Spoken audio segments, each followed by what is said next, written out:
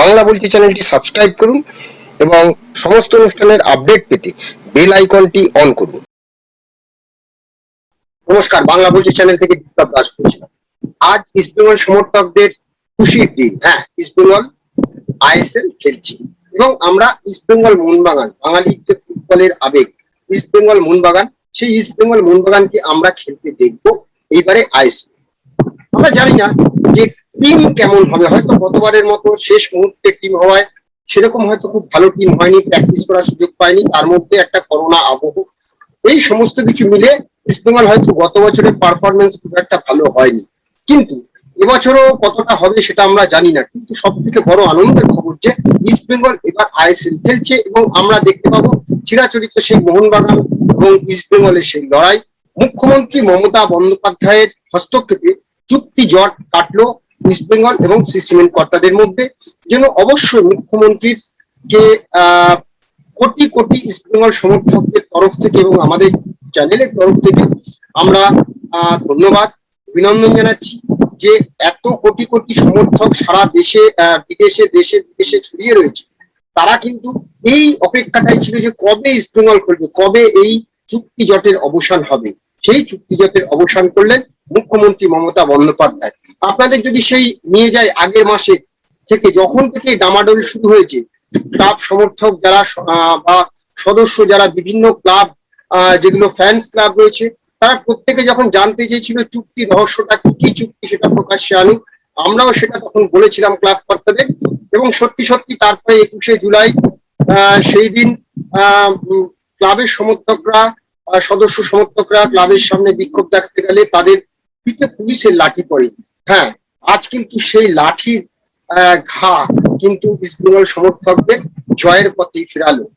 হ্যাঁ, তো সেই জন্য আপনাদের একটা জিনিস বলবো যে আমরা যে অনুষ্ঠানগুলো করেছিলাম পরের পর মুখ্যমন্ত্রী হস্তক্ষেপ চায় প্রকাশ্যে আনুক, বা আরো ইস্ট বেঙ্গলের যারা প্রাক্তন খেলোয়াড় তাদেরকে নিয়ে এসে কমিটি গঠন করে সেটা একটা কিছু ব্যবস্থা হোক। এবং সত্যি সত্যি ইস্ট বেঙ্গল কর্মকর্তাদেরও ধন্যবাদ যারা কার্যকরী সমিতিতে রয়েছেন, তারা প্রত্যেকে কিন্তু চেষ্টা করেছেন যে পুরো জিনিসটা খোলাখুলি প্রকাশ্যে নিয়ে আসার জন্য। আর সত্যি তারপরে পার্থ সারথী সেনগুপ্ত, যিনি ইস্ট বেঙ্গলের পূর্বতন সচিব ছিলেন, প্রাক্তন সচিব এবং আইনজীবী, তাকে মধ্যস্থতাকারী হিসেবে ইস্ট বেঙ্গল দায়িত্ব দিয়েছিল, তিনিও চেষ্টা করেছেন। এবং সকলের এই যে চেষ্টা, কোথাও যেন বারবার গিয়ে দরজায় একটা জট হলে তো আরেকটা জট তৈরি হয়, একটা জট হলে আরেকটা জট, সেই জায়গা থেকে ইস্ট বেঙ্গল আজ আইএসএল খেলছে। এজন্য অবশ্যই গত বছর যেরকম একদম শেষ মুহূর্তে মুখ্যমন্ত্রী হস্তক্ষেপে ইস্ট বেঙ্গল সিমেন্টকে স্পন্সর হিসেবে পেয়েছিল, ঠিক এই বছরও নানা জটিলতা কাটিয়ে অবশেষে মুখ্যমন্ত্রীর হস্তক্ষেপে পট পরিবর্তন।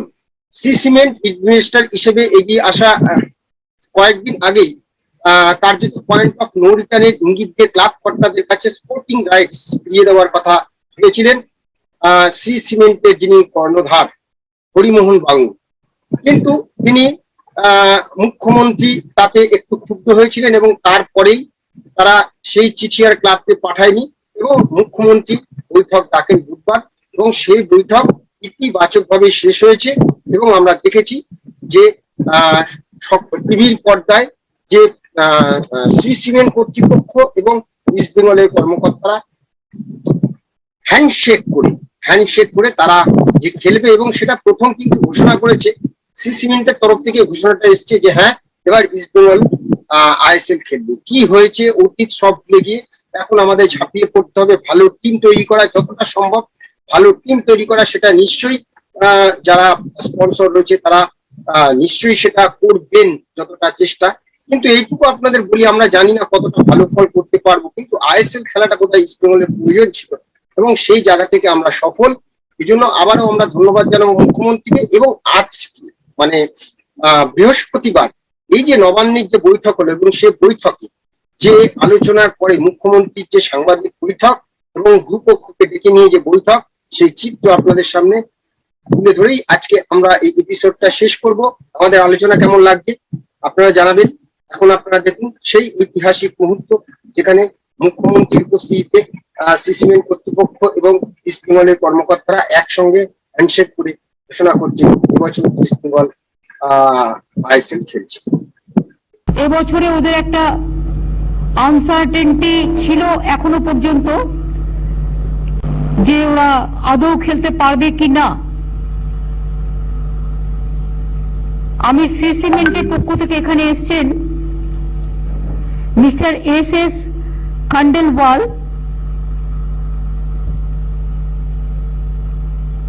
General secretary, commerce secretary company secretary, S Jaju chief finance officer, Sandeep Kumar senior manager. আর এখানে উপস্থিত আছে আমাদের ইস্ট বেঙ্গল ক্লাবের পক্ষ থেকে সদানন্দ মুখার্জি, দেবব্রত সরকার, নিতুদা, হ্যাঁ, আরেকজন আছে বাট খেলাধুলা আছে আমার বাড়ির বলে আমি নাম বলছি না, এরা আছে। এবং বিশেষ করে প্রথম দিন থেকে তরুণজি, যাকে আমার ধন্যবাদ না জানালে খারাপ লাগবে, তরুণজি এবং বিশ্ব প্রথম দিন থেকে ছিল ওদের সাথে কথাবার্তা বলার জন্য। ওরাও, তরুণজি আজকে একটা কাজে গেছেন বলে আমাকে মেসেজ দিয়ে জানিয়েছেন উনি আজকে হয়তো থাকতে পারছেন না, কিন্তু আন্তরিকভাবে আমাদের সাথে আছেন এবং বিশ্ব আছেন ওনার পক্ষ থেকে। আমি প্রথমেই অনুরোধ করব, যেটা নিয়ে আনসার্টেনটি চলছিল এবং আনসার্টেনটি হয়ে যাওয়ার পরে পরশুদিন আমিও খুব হস্টাইল হয়ে গিয়েছিলাম এবং আমি একটা ওনাদের কাছে রিকোয়েস্টও করেছিলাম যে লাস্ট মোমেন্টে যদি খেলা বন্ধ হয়ে যায়, ইস্ট বেঙ্গলের কোটি কোটি দর্শক তারা কোথায় যাবে? এবং মোহনবাগানও খেলুক, ইস্ট বেঙ্গলও খেলুক, আমরা তো সবাই চাই। আগামী দিন মোহামেডানও খেলুক, আমরা নিশ্চয়ই চাই। এবং এদের তো একটা ব্র্যান্ড ভ্যালু আছে সারা পৃথিবী জুড়ে ফুটবলে। সুতরাং আমি একটা রিকোয়েস্ট নিশ্চয়ই করেছিলাম। আমি প্রথমেই অনুরোধ করব শ্রী সিমেন্টের পক্ষ থেকে যারা এসছেন তারা কি সিদ্ধান্ত নিয়েছে আপনাদের প্রেসকে বলবার জন্য। ধন্যবাদ দিদি। আমরাও চাই যে এখানে খেলা হয়, আর কিছু একটা ডিফারেন্স ছিল, তাই জন্য আমরা টার্মশিটটা পরে ডেফিনেটিভ এগ্রিমেন্টটা সাইন করতে পারলাম না, কিন্তু আর লাস্ট এক বছর থেকে আমরা ট্রাই করলাম যে এটা সাইন হয়ে যায়, কিন্তু যে যা হোক না কোনো, এখন আপনি যখন রিকোয়েস্ট করেছেন তো আমরা ডিসাইড করেছি যে আমরা খেলবো। এই এখন we will be participating in this year's ISL. Thank you so much. শুনলেন সিসিমেন্ট পার্টিসিপেট করছে, ইস্ট বেঙ্গল খেলছে ISL।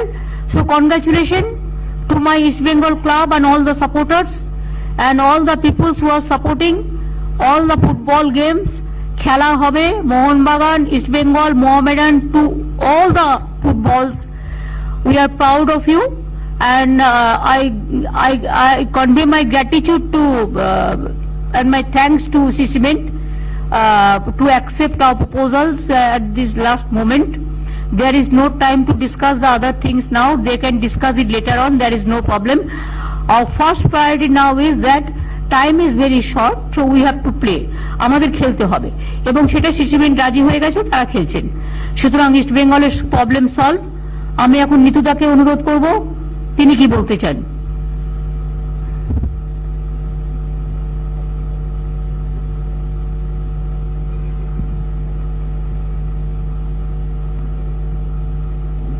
মাইকটা।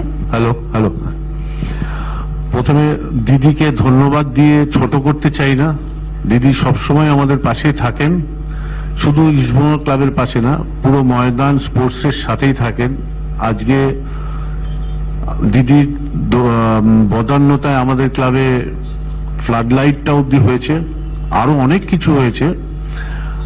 গতবারও দিদির বদান্যতায় আমরা খেলেছিলাম, এবছরও যে পরিস্থিতি হয়েছিল সেই পরিস্থিতি থেকে দিদি উতরালেন আমাদের সবাইকে। তা আমরা খেলবো এবং সিসিমেন্টের কর্তৃপক্ষকে জানাই অজস্র ধন্যবাদ। এই খেলা হবে এই শব্দটা এখানে খুব ভালো করে প্রয়োগ হয়ে গেল, দিদির দেওয়া শব্দটা। তা বাকি যে সাংবাদিক বন্ধুরা আছেন তাদেরকেও ধন্যবাদ জানাই যে আপনারা অধীর আগ্রহে বসেছিলেন যে এই খবরটা জানবার জন্য। তা আপনাদের এই ধৈর্য ধরে বসে থাকার জন্য আপনাদের কাছেও ধন্যবাদ জানাই। নমস্কার।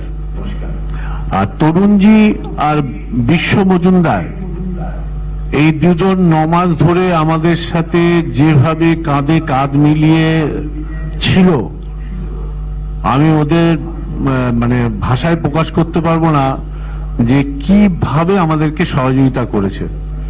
তো আমি ওনাদের দুজনকেও ধন্যবাদ জানাই আমাদের ক্লাবের কর্মসমিতির তরফ থেকে। আমি আশা করব ওরা দুজনই আগামী দিনে যেন আমাদের সঙ্গে থাকেন। ধন্যবাদ। আমার চিফ সেক্রেটারিও আমাকে অনেক সাহায্য করেছেন এবং সি সিমেন্ট আগামী দিন পশ্চিমবাংলায় ইনভেস্ট করছে অনেক, ওরা অনেক সিমেন্ট ইন্ডাস্ট্রি তৈরি করছেন, সুতরাং ওদের কনগ্রাচুলেশন। আমি ইনভেস্ট করবার জন্য আবার রিকোয়েস্ট করছি, আপিল করছি। আর তোমরা ভুলে গেছো আমার বৌদি যে তোমাদের চা খাইয়েছিল, যখন তোমরা ওখানে মিটিং করছিলে তুমি আমার বৌদিকে থ্যাঙ্কস দিলে না।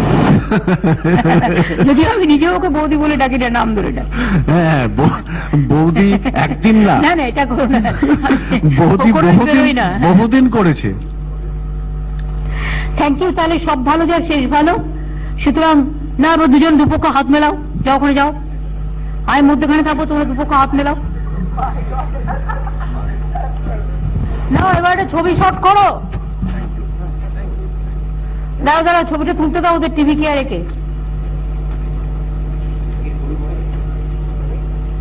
বিশ্বজা আর যা যা তোরা করেছিস সেটা তরুণজি তোরা করেছিস, আয় কোম্পানির পক্ষ থেকে আয়।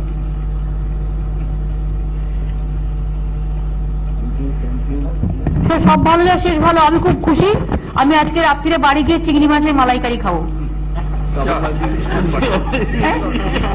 ইলিশ মাছ তো মোহনবাগান জিতলে পাতায়, ইস্ট বেঙ্গল জিতলে ইলিশ মাছ।